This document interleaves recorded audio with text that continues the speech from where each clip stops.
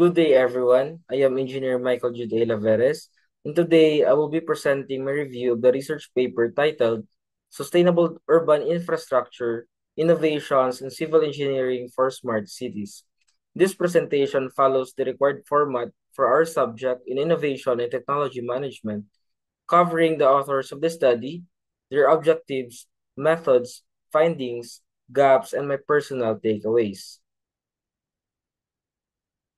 So in this presentation, I will go through each section of the research paper, who conducted the study, what their objectives were, the research questions, their methodology, findings, gaps, and finally, my personal insights. So who has done the work? The paper was written by a multidisciplinary team composed of five researchers. Adid Khan from the University of Nebraska Lincoln, Arshad Ali Khan, Shabir Ahmad, and Khalid Rehman from the European University of Lefke, and Muhammad Hasnain from Leech Lake Tribal College in Minnesota. Their varied academic and geographic backgrounds strengthened the study, especially since smart cities and sustainable infrastructure require diverse expertise. So for the goals and objectives, the main objective of the study is to explore innovations in civil engineering that support the development of sustainable urban infrastructure for smart cities. Specifically, the authors aim to analyze how technologies such as BIM, GIS, the Internet of Things, smart materials, modular construction, and intelligent transport systems to contribute to sustainability. They also intended to identify barriers, opportunities, and frameworks needed for successful implementation of smart and resilient city ecosystem.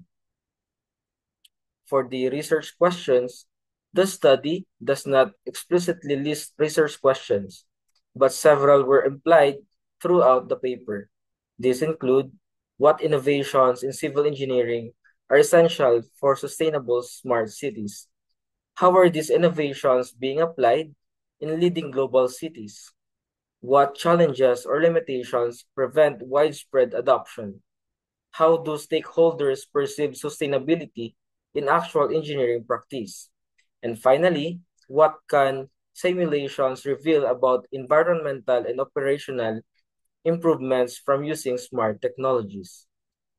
For the methods, to answer these questions, the authors used a combination of descriptive and exploratory research methods. Their approach included a broad literature review, case studies, expert interviews, stakeholder surveys, and simulation modeling using BIM, GIS, and EnviMet. So how data was gathered? The data was gathered through multiple sources. A comprehensive review of academic articles, reports, and sustainability standards, case studies of 5 smart cities: Singapore, Copenhagen, Amsterdam, Masdar City, and Songdo. Interviews with 12 professionals from engineering and planning fields, and surveys involving civil engineers, planners, and students. For the participants included civil engineers, urban planners, environmental scientists, smart city consultants, graduate students, and other infrastructure stakeholders. This wide range of respondents enabled the study to capture both technical and policy-oriented perspectives. For the data gathering setup, the researchers used structured interview protocols and surveys containing Likert scale questions and open-ended items. They also selected the case series based on their leadership in smart infrastructure. For modeling, they created simulation environments using BIM for structural and energy performance, GIS for spatial and environmental analysis, and EnviMet for microclimate simulations. To analyze the collected data, NVivo was used for thematic coding of qualitative responses and SPSS was used for statistical analysis of survey results. Modeling tools provided quantitative insights on design performance, urban heat, water runoff, and energy efficiency. The dataset was built by combining outputs from all sources, documents, interview transcripts, survey responses, case observations, and simulation models. These were triangulated to verify consistency across the different data collection methods. So how they process the data. For processing, qualitative data was analyzed thematically through in vivo.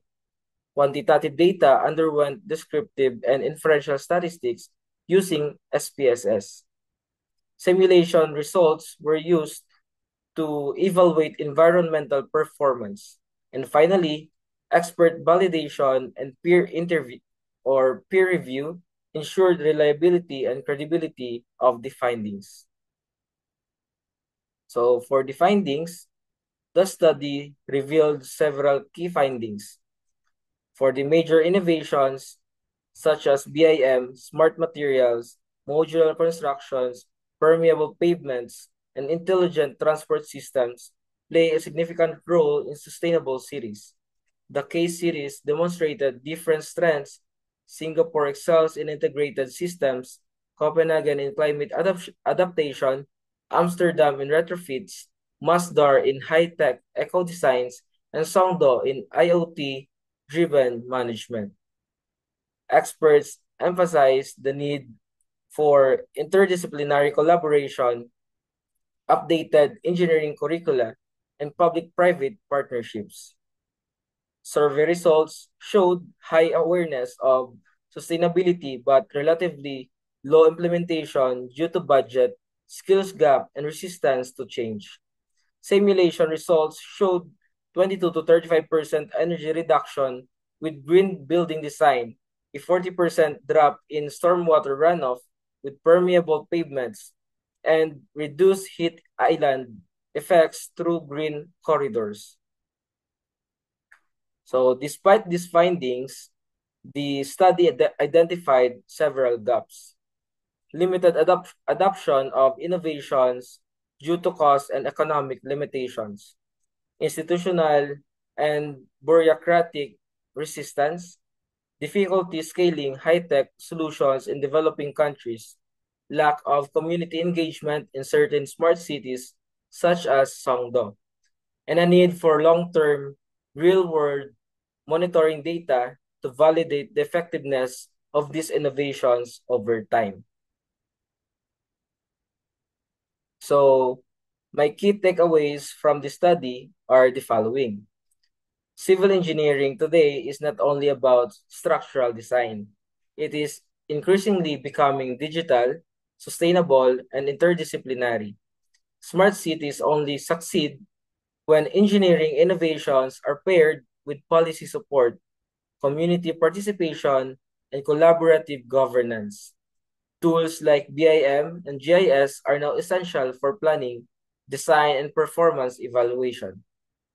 However, while awareness of sustainability is high, implementation still faces obstacles like budget limitations, skills gaps, and institutional barriers. Overall, the study reinforces the future of urban development lies in combining innovation, resilience, and inclusivity, with civil engineers playing a central role in shaping sustainable cities. So that's all, and thank you very much for listening. This ends my research paper review presentation.